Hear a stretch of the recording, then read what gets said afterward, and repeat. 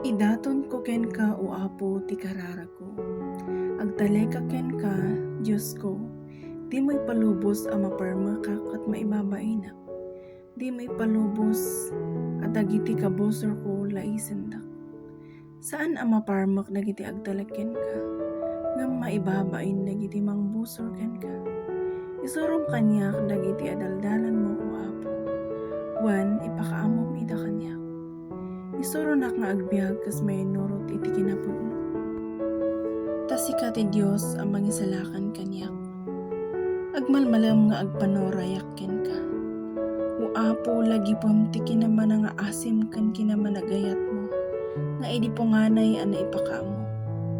Pakawanam ti basol kan labsing ko. Indi agtutupo ak. Gapo iti di agbalbaliw nga ayat mo. Kan kinaimbag mo o Apo. Lagi panak. Nalintag ka na imbag ni Yahweh. Isuro na dagiti managbasol iti rumbang apag naanda. Iturong na dagiti napakumbaba iti nalintag adalan. Kat isuro na ida iti pagayatan na.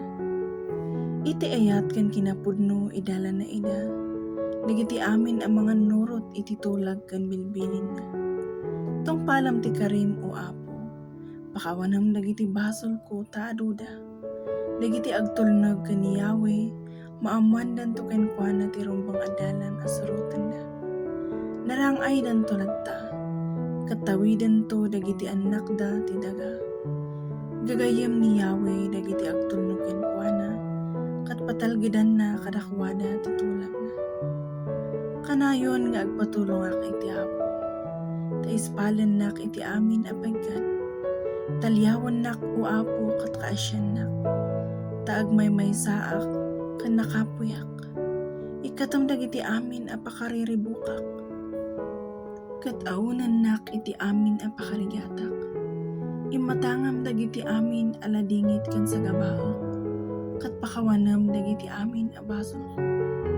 Kitaam ti kaadu dagiti kabusor ko.